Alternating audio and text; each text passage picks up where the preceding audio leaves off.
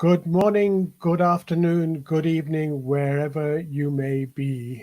This is Firoz Manji from Daraja Press. Thank you for joining me on Organizing in the Time of COVID-19. I've been known to introduce the show as Organizing in the Time of Chaos, but given the uprisings that are happening today, it's perhaps not a bad name for the show.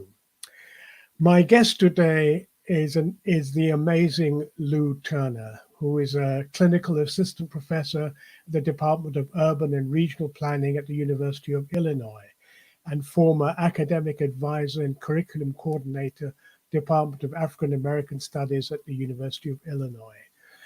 He has a long track record, which I will not go into here, but would encourage you to get to know Lou better.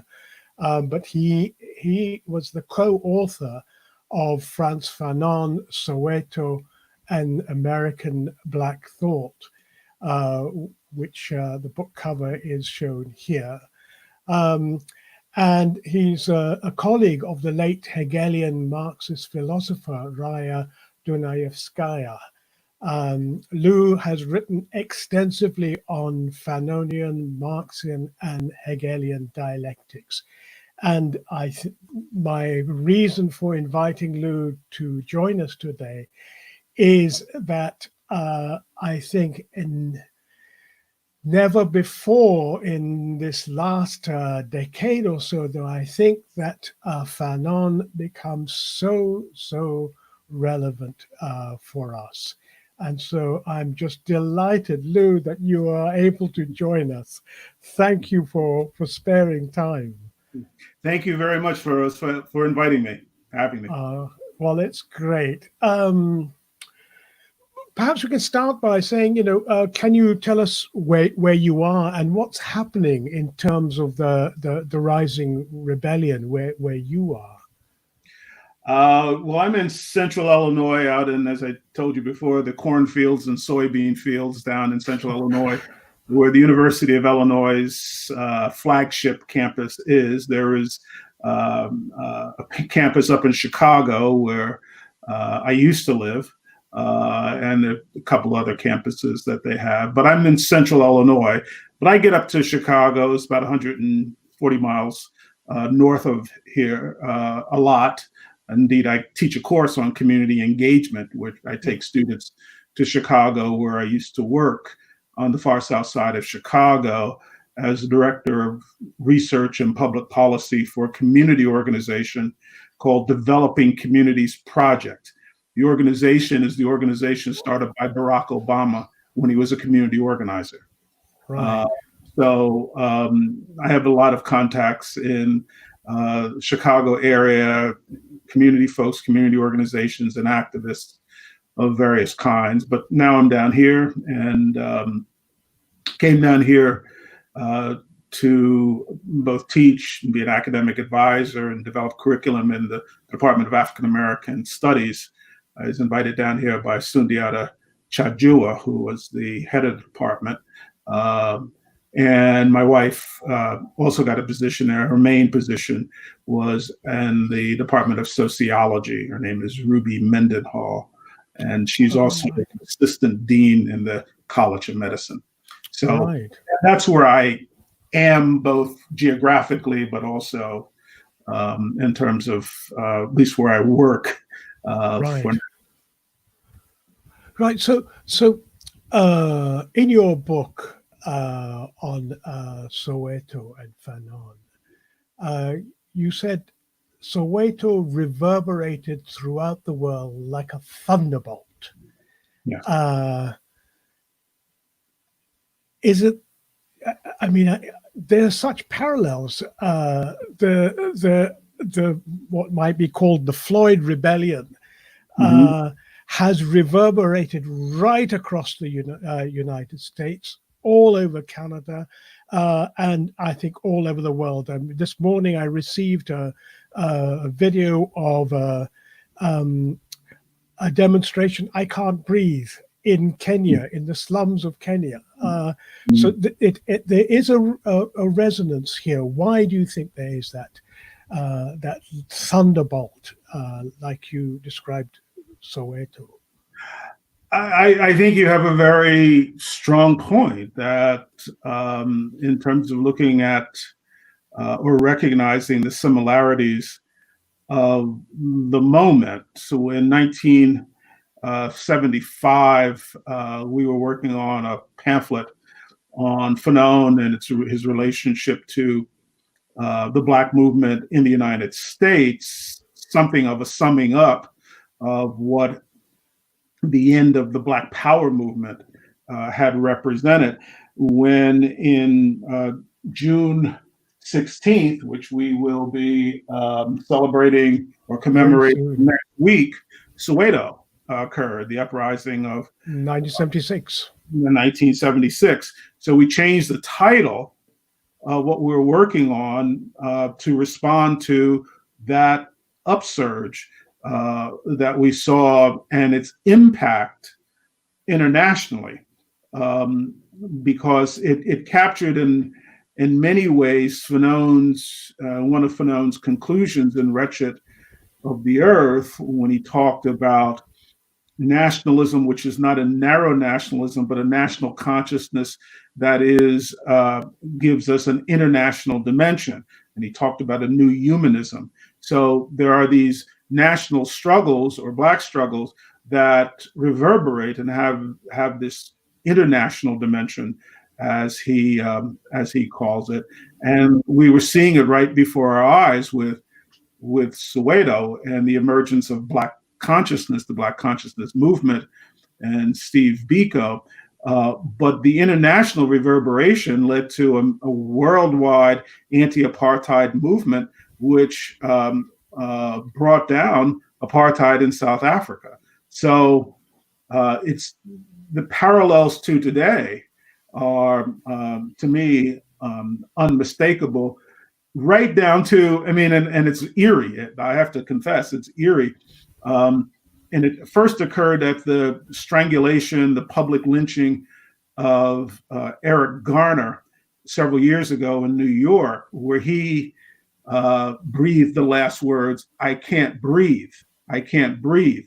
At that time, there was a social media meme that went viral of a picture of Frantz Fanon and a quote from Frantz Fanon from Black Skin, White Mass, Fanon's first work, 1952, where Fanon has this powerful quote called, "We do not revolt for any specific culture, but simply because we cannot breathe. Cannot breathe." I was asked to give a talk a couple weeks ago on first chapter of A Dying Colonialism, Algeria Unveiled, on the role of women in the Algerian Revolution. And in preparing for that talk, I came across the, so to speak, bookend of the Fanonian dialectic on breathing. And I'd like to read it to you. I'm sorry if I have to turn to my other computer. No, that's okay. To read it. But this, remember, the first was 1952, Black Skin, White Mass. We revolt not simply for a particular culture, but simply because we can no longer breathe. By the way, the context of that passage in Black Skin, White Mass was Fanon's extending his solidarity to the struggle of the Vietnamese. Remember, it was French colonialism that the Vietnamese were battling at the time. And it's actually in the context of his solidarity with the Vietnamese. And so it's very interesting. Anyway, that's 1952, 1959 in Dying Colonialism. Now he's in a revolution. 1952, he's still in France, but now he's entered into a revolution. And this is what he writes about breathing. He says, "The truth is that the study of an occupied people militarily subject to an implacable domination requires documentation and checking difficult to combine. It is not the soil that is occupied. It is not the ports or the airdromes. French colonialism has settled itself in the very center of the Algerian individual and has undertaken a sustained work of cleanup, of expulsion of self, of rationally pursued nullification. There is not an occupation of territory on the one hand and independence of persons on the other. It is the country as a whole, its history, its daily pulsations that are contested, disfigured in the hope of a final destruction. Under these conditions, the individual's breathing is an absurd, occupied breathing. It is a combat breathing. Wow. Well, so that's the opposite side. I mean, that's the dialectic. The one was the breathing that one feels because you cannot, we're being suffocated and whatnot. And that's why we revolt. And this is the one that talks about the kind of, he says, the combat breathing that also comes about when people uprise. Yeah. So you talk about the need for a new understanding of Fanon becomes an imperative at this time, not as past history, but as living activity. How far do you think this holds just as true today as when you wrote it in the time of Soweto uprisings in 1976? Well, you have the case of new generations of activists that are now only beginning to become aware of who Frantz Fanon is. So that's why it becomes important to try to bring Fanon out of academia and onto the world historic stage that we see being transformed right before our eyes. I mean, I was asked to speak about dying colonialism by a group of students here, on Zoom, and that's where I came across that. In preparing for that, came across that quote. So there is this desire again to engage Fanon on an entirely new international and transnational level. So I think one of the things that you and I discussed before going on camera, I think is really an important point to make of the need to present Fanon's thought in a new, practical way that is accessible and available to people, particularly young people, who are trying to construct a movement to meet the needs of the 21st century.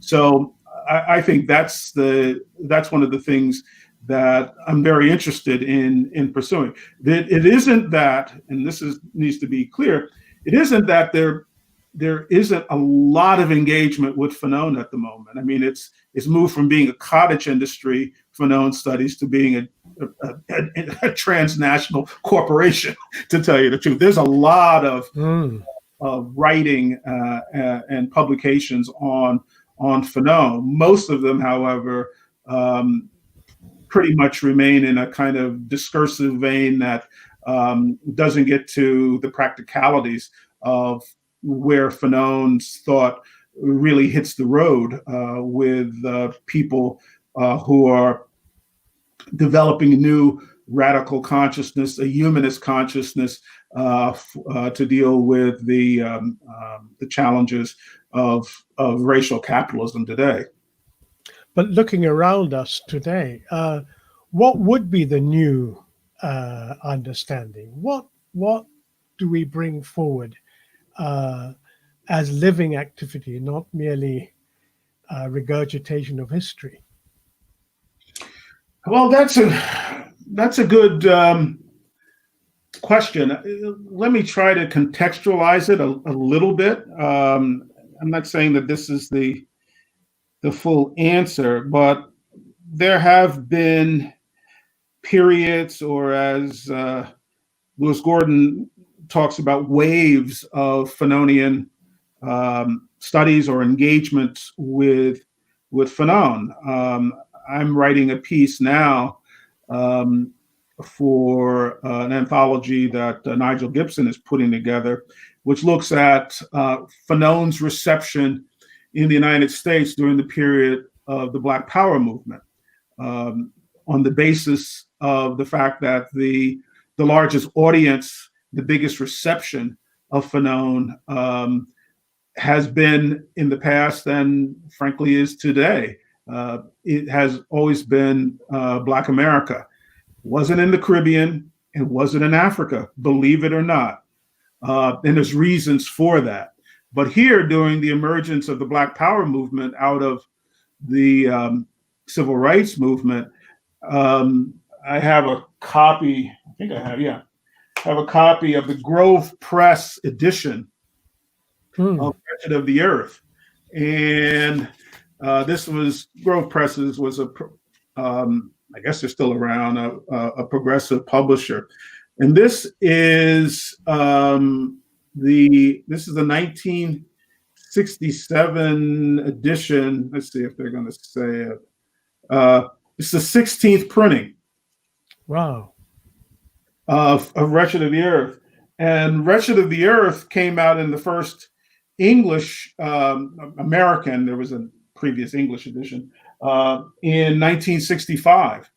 I actually have an earlier edition, the actual 1965 edition, and it said, I think it says it's the 12th printing in 1 year. Wow. You know, and so that's what Fanon meant then, in terms of, in the context of that Black mass movement.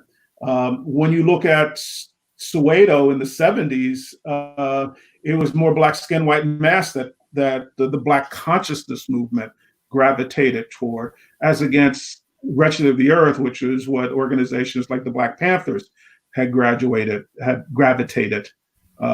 toward. And then there was a whole period of post-colonialism and post-colonial studies, and in the 80s and 90s, and again, Fanon was viewed in that context. I think now in this period, as I began with that social media meme of Fanon's that really went viral, that I can't, I can't breathe, is both raising and I think pointing to new areas that we might look at in Fanon's work that certainly resonates with today. But I would urge people to go deeper to see what Fanon offers programmatically and methodologically in this moment. And I guess for my way of looking at it, I think there are some very important lessons to be drawn, particularly from a dying colonialism. His work on the relationship of technology to social movements, which Nigel Gibson has written about so eloquently, one of the few people who's written about Fanon's chapter 2 in Dying Colonialism on the radio and the relationship of technology to social movements. When we see social media and technology being used in new ways in this moment, actually would go back to Arab Spring and the way that social media was so key to organizing there. That would be something that I would look at. I would also look at, in Wretched of the Earth, at chapter 2 on spontaneity, its strengths and weaknesses, and chapter 3 on the pitfalls of national consciousness.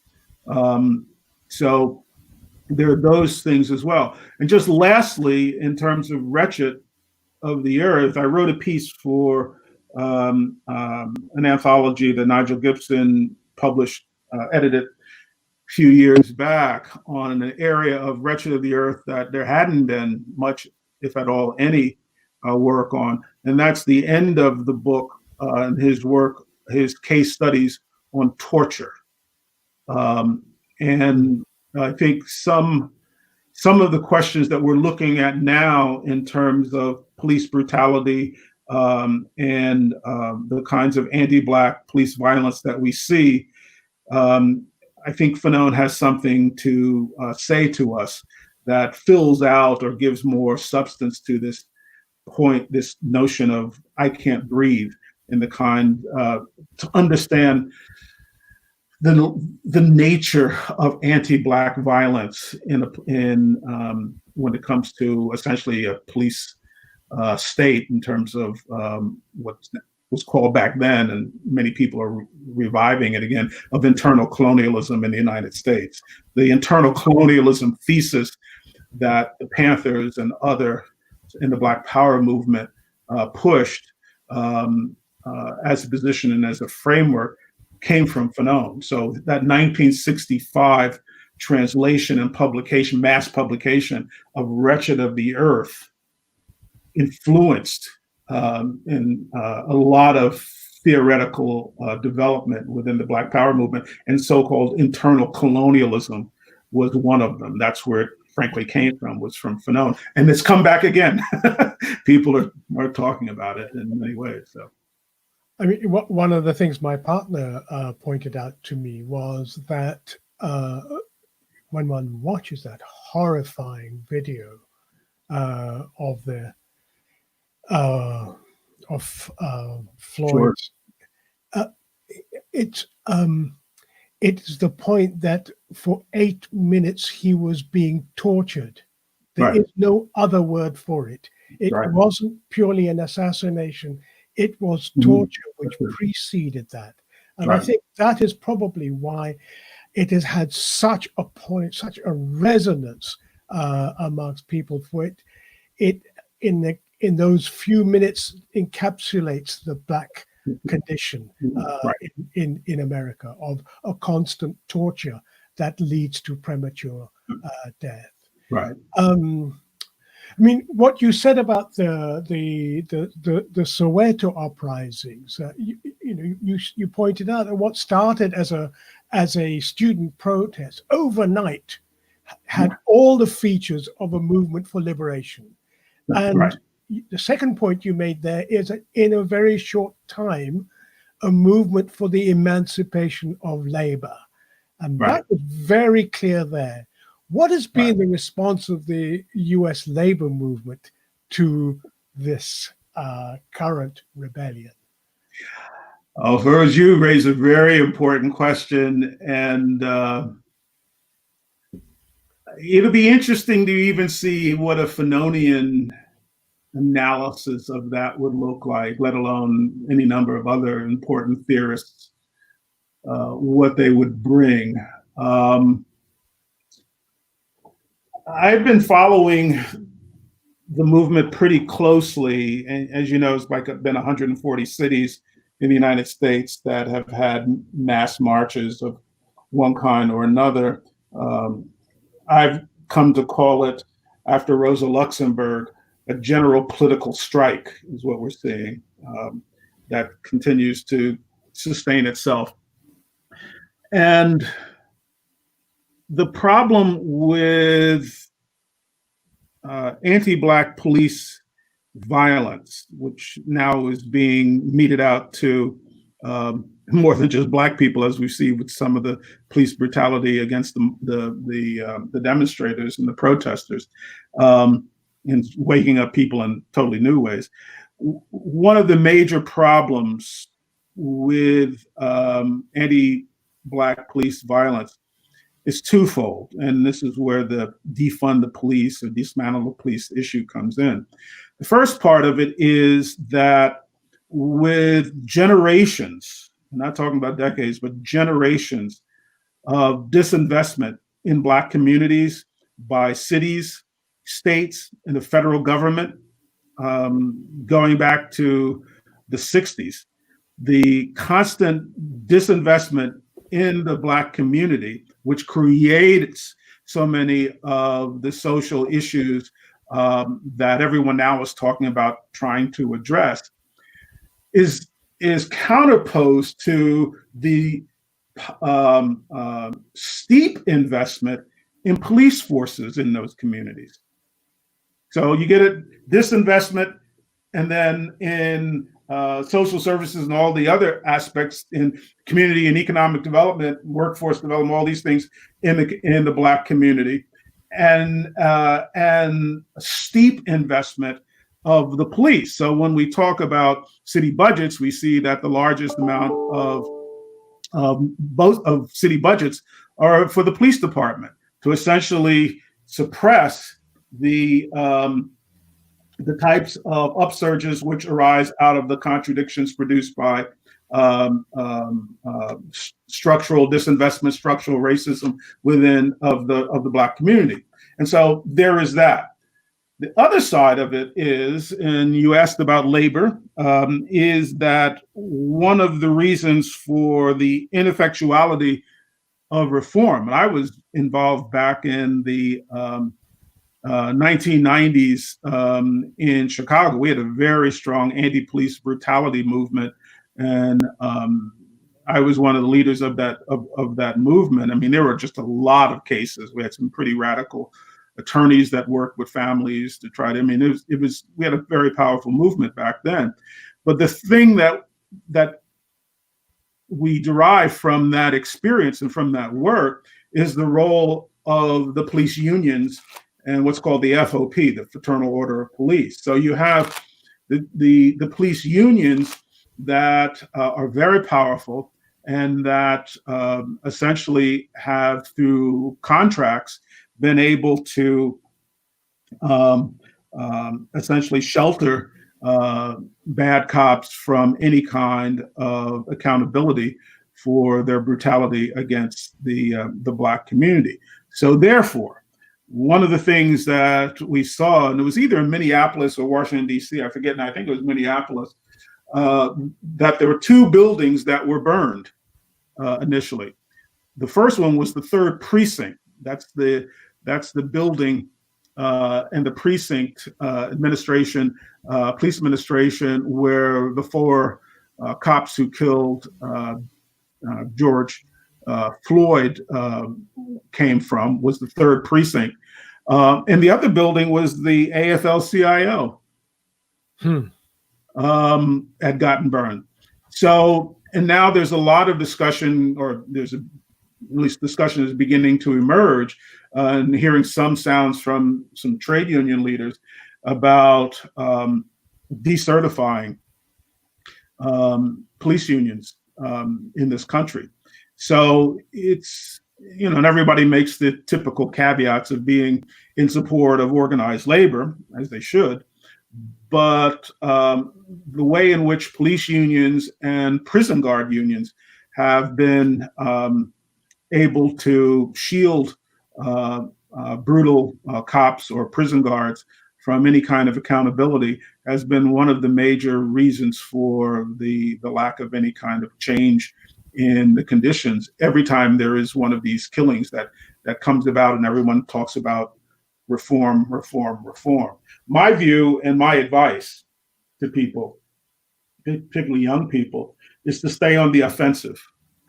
Stay on the offensive, because too many times we often see that these things kind of ebb and flow, and there's people retreat to a defensive position or the assumption that liberal reforms are going to do it. And I think now we see the movement really pushing and staying on the defensive and talking about defunding and dismantling and those kinds of things. I mean, all that stuff has to be worked out in terms of details. One of the problems, I heard a young brother who does police research at John Jay College in New York, which is they're focused on criminal justice law.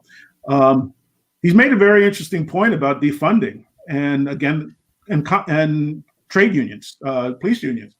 He said, when you defund police and the city and the police department cuts back, the contracts under the rule of seniority leaves the older cops there, whereas the younger cops who come in are more thought to be more progressive. You're getting rid of them, And so you end up with the ones who are actually Yeah. the ones who are spoiling the bad apples that have been spoiling and creating the culture that they're trying to get rid of. Yeah. So, Yeah. and he makes a good point. So it has to be a much more total view than just defunding. There has to be a real opposition. There has to be a real reckoning with the role that police unions have. And these police unions represent their own separate power bases within the city, let alone in the police departments, regardless of what any reforms do. But I mean, what we saw in South Africa and in response to the Soweto uprising was organized labor coming out in solidarity, and it transformed the politics of South Africa at that point, and it never looked back in a sense from that point on. And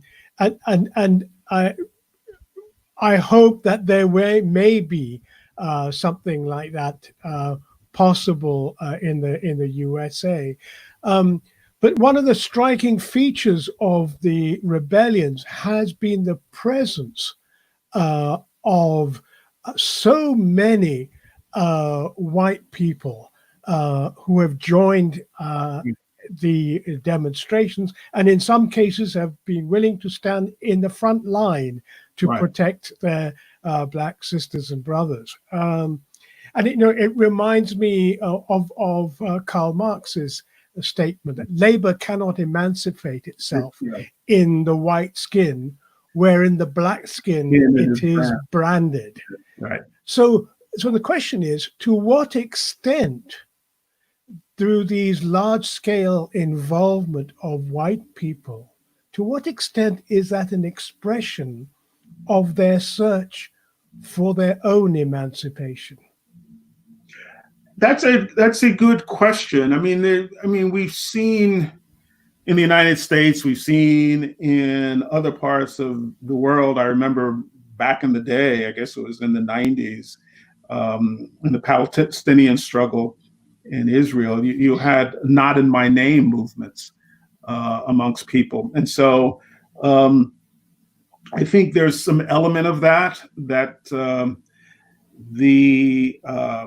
the emergence of a broad-based, and I'd say not just white, but very diverse. I mean, there's large Asian and Latinx populations, East Asian populations that have really you see out on the front lines in these mass movements.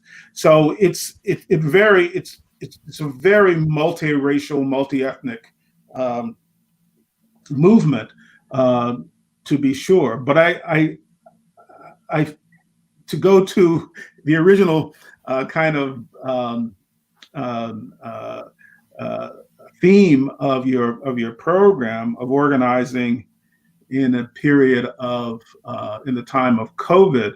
I mean, there's something to be said about people sheltering in place, the time in which students are out of school, all the way from university to middle school, or at home and whatnot. And then what, due to COVID, and just the sense and the subjectivity created by the fear of this pandemic, and just the horrible toll that it's taken on people, and the horrible management of the crisis by Donald Trump administration. And I think when the killing of Ahmaud Arbery, the young man who was jogging in a suburb in Georgia, then Breonna Taylor in Louisville, Kentucky, where the police break into her apartment and shoot her, kill her. And then the third, straw that broke the camel's back was this public lynching of George Floyd. I mean, people are at home, sheltered in place, watching this, and suddenly, against the concern and risk of their own health, they overcome that barrier of social distancing and come out to express their opposition to what they see on right before their eyes, actually filmed by a young 17-year-old woman. I mean, it's kind of gotten lost in all of this, that a young woman, young girl, had the presence of mind to film that 8-minute and 46-second lynching of a Black man. And it's incredible. I mean, that presence of mind, otherwise we wouldn't see it. But everyone sees this and says, this is being done in the name of the American people, particularly of white people. And as, again, a young woman, George Floyd's niece said at his funeral yesterday, powerfully, she says, some people say America was great. She says, when was America ever great? So it's a very powerful moment, and everyone is, so to speak, fixed on it in the United States and in the world, and try to make sense of a moment like this. They don't come along often. Again, I think there's some things that we can learn from Fanon about how to respond to it and speak to it. Well, one of the things Fanon wrote about was he said it was always easier to recognize a new stage of revolt than a new stage of cognition. Right. Yeah. Especially when the movement right. practice is first trying to rid itself of mind-forged manacles. Yeah, William Blake. Yeah. Yeah. Okay, so how would you describe today's mind-forged manacles? What are they? I think we're seeing them. I think the response of liberal reform is the default that the Democratic Party and others are turning toward at moments like this. And so, in a certain sense, reform is the mind forged manacles. I mean, even in view of and in light of the fact that we've been here before so many times, and so many reforms have been put in place, and none of them have stopped these kinds of things. It's not just stopping, what's evident from a particular act of brutality and lynching and torture, but that, as in the case of George Floyd, I mean, there were a series, and they're finding out more around the country. I mean, there's more being revealed just within the month in which George Floyd was killed. Any number of other acts of brutality against Black people by the police, and so the reforms have not borne much fruit, but they remain the default position, the default thinking. And what we see is that particularly young people are kind of just blasting right through those concepts and those mind forged manacles of liberal reform. But that's really the challenge. In a certain sense, the challenge isn't so much Trump. I mean, he's a known quantity. Other than that, he enables some of the most reactionary forces in society. And I think we have to keep an eye on that. But to me, the real struggle is against or is with liberal reformism. And I think I had a quote from Marx, and I don't have it up on my screen, but it's a Marx in 1871, in April 1871, he's writing to his friend Kugelman. This is in the first month of the Paris Commune of 1871. And he says that, he says he was reading his 18th Brumaire. And and he says, the 18th Brumaire was his summing up of the 1848 revolution. And he says is that then what we wrote and what happened in the 1848 revolutions was that, and this is a direct quote, was the bureaucratic military machinery was transferred from hand to hand. You see, he says, whereas now with the Paris Commune, the people have realized that they have to smash this machine. And he says, this is what happens in every real people's revolution. And so we've moved from the transference by way of reform of the machinery of the state. And he says it was it was the machinery of the bureaucracy and the military, the transference from one hand to another, from a conservative to a liberal hand through reform. He says now the people have realized they have to smash that machine.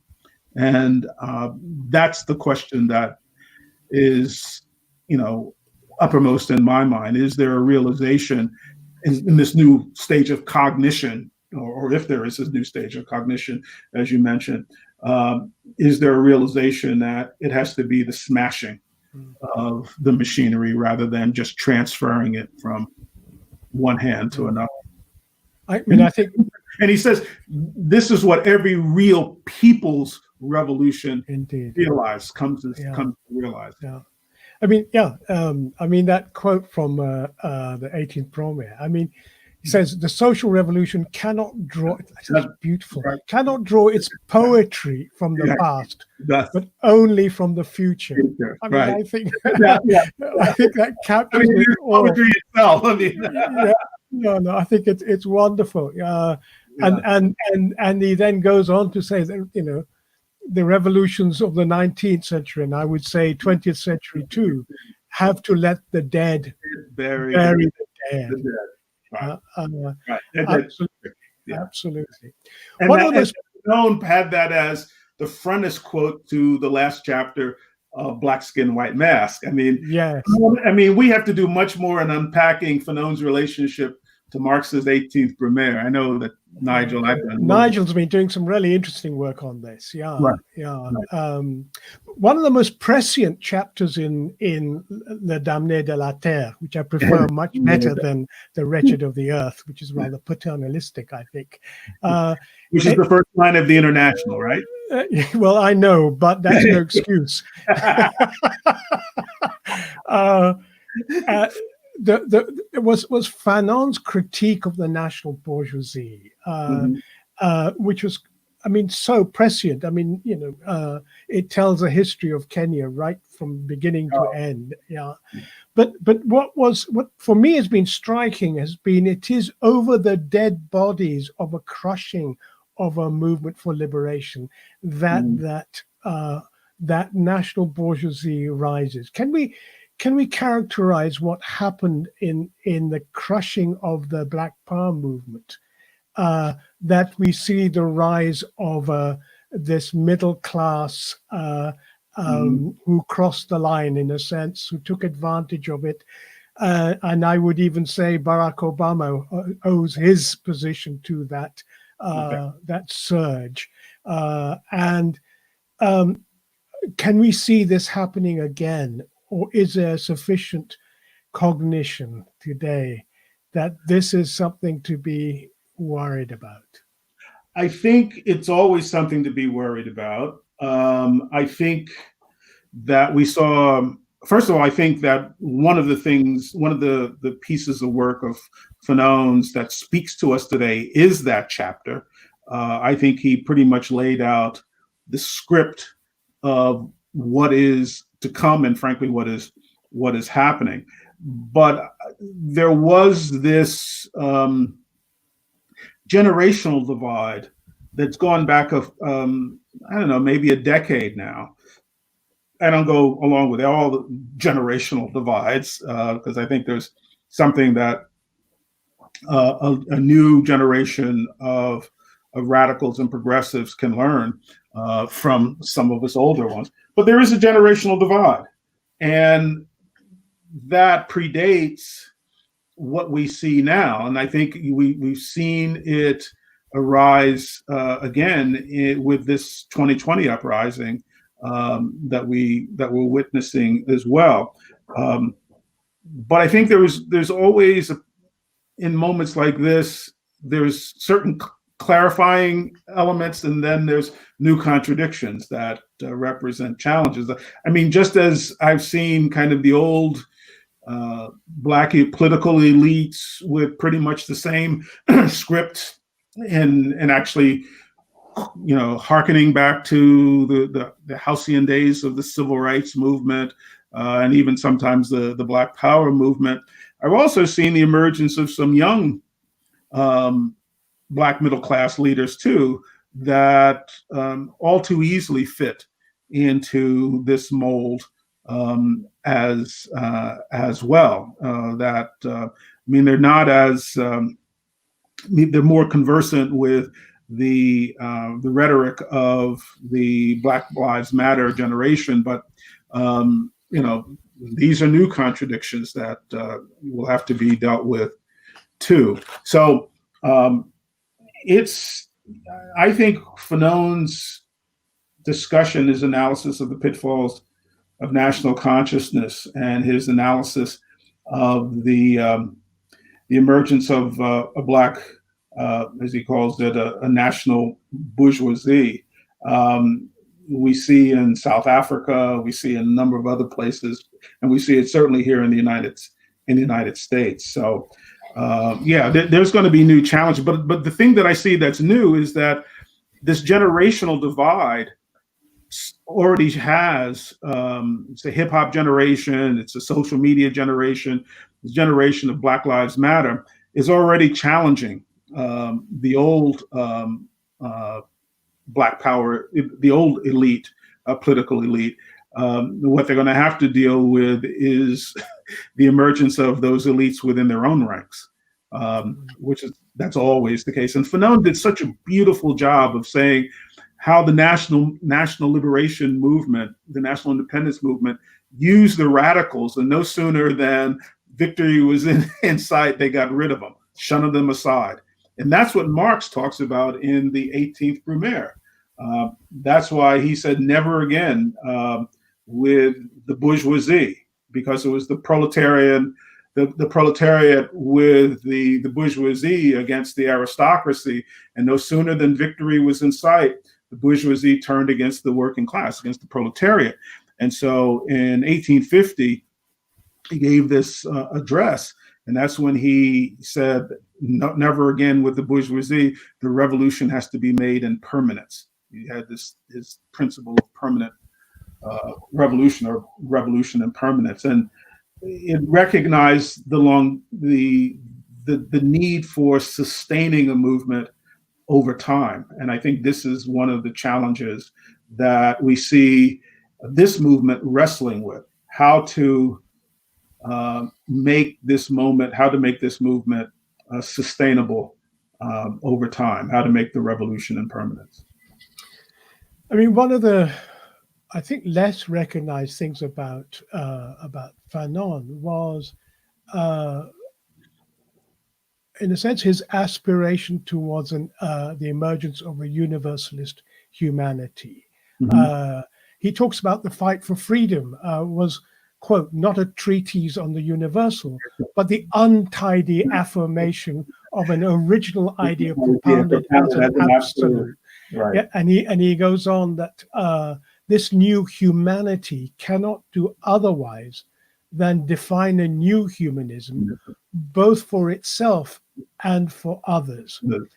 So the question really I want to get your view on is, to what extent do we see, even if only an untidy expression of it, of a universalist humanity emerging in the struggles that have been erupted, especially in the United States, but elsewhere also.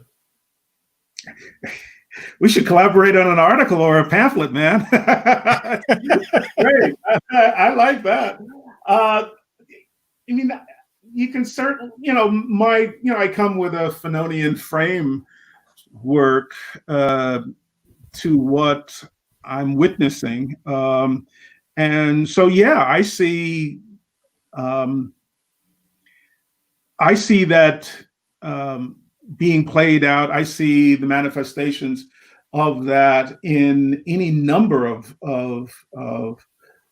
scenes, if you will, from this movement.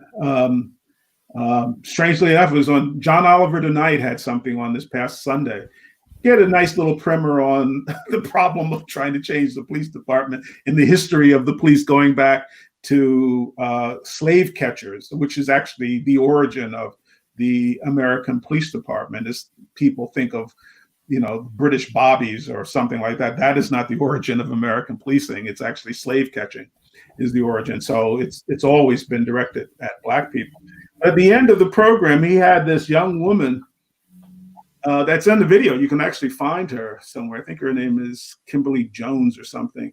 And she just let it out. I mean, she just really spoke to the absolute of the moment. I mean, she was responding to people who said, well, why are you burning up this or why are you burning up that? And I think it was some kind of sports hall of fame in the city. I think it's in Minneapolis. And then there was a Target department store and whatnot.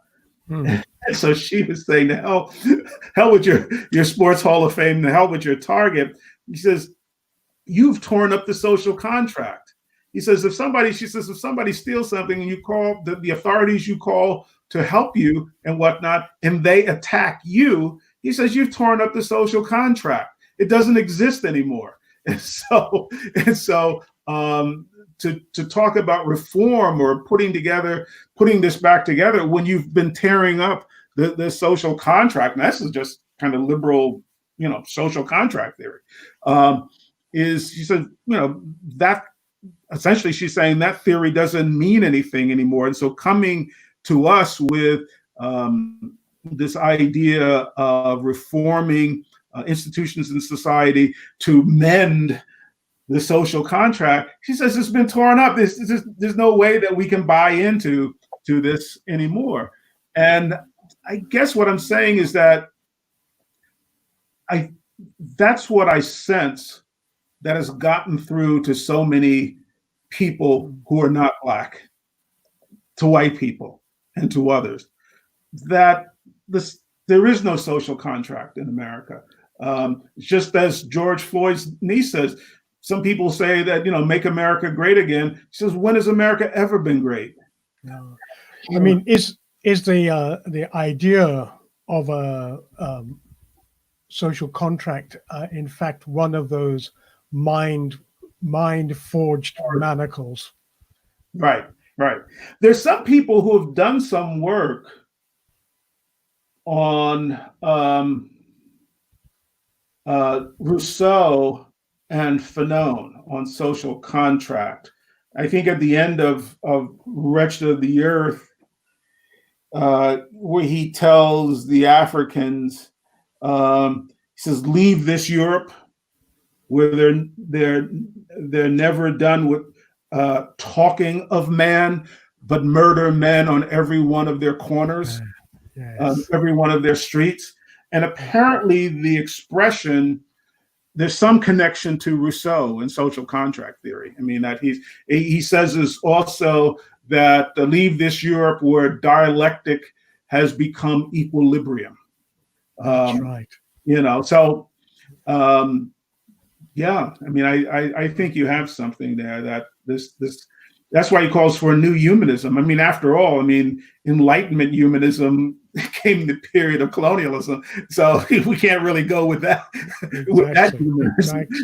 So Exactly. he's calling for new humanism. Even the term third world, the origin of the term third world is the third was the third universal of man or third humanity or something like that. So it's about creating a new, a third universal uh, uh, uh, of humanity itself. Even the term third world means that. So. I mean, I think that's a really important point, that, giving birth to a new humanity. I mean, just to echo what Michel Alexander wrote in an essay in the New York Times, that just to point out that this is not the resistance. These rebellions are not the resistance. They are giving birth to a new world. It is the police, it is the state that constitutes the resistance against that. That's right. Yeah, and I think that's a really important perspective to have. So, Lou, any final message? I mean, I could sit here and talk to you all day, but any final message you would have to people watching this program? Yeah, I mean, I would go back to what I thought was a tremendous observation that you made before we went on the air. And that is interrogating this moment in terms of what a revolutionary thinker like Fanon would have to say to this moment to people on the ground. And there's all kinds of things being organized on the ground, and the ground now is in cyberspace and social media as well. And to, again, to make sense, to provide an interpretation of what Lenin called the 1907 Congress in London. What is the nature of the present moment? And I think Fanon can be used to unpack, to understand the nature of the present moment. And I think he offers a lot of thinking, of theoretical engagement in a world that is still too much determined by colonialism, by racial capitalism, and by neo-colonialism of new elites that would misdirect social movements into the channels of bourgeois democracy. And I think he offers that to us, and particularly it's going back to in the time of COVID. I mean, it represents a whole other layer of things that we had not quite dealt with before. But I think that's what it does. Well, as somebody once said on one of our programs, somebody said, Black people in the United States face two viruses, one of racism and the other of COVID. Right. And I think that's a very astute observation. Right. Lou, thank you so much for sparing time to join us on this show. I really appreciate your being and your contribution. I really appreciate it. Thank you for that. Thank you very much too, brother. Thank you. Yeah. You take care, and let us stay in touch. Definitely. Okay. Stay strong. And you, this is I was talking to Lou Turner, who is the author of Frantz Fanon, Soweto and American Black Thought. Really interesting book, not a very long one, but strongly recommend you reading it. So for the moment, I say thank you for joining us on this show, and I look forward to you joining us in subsequent programs coming up later this week. This is Firoz Manji signing off for today.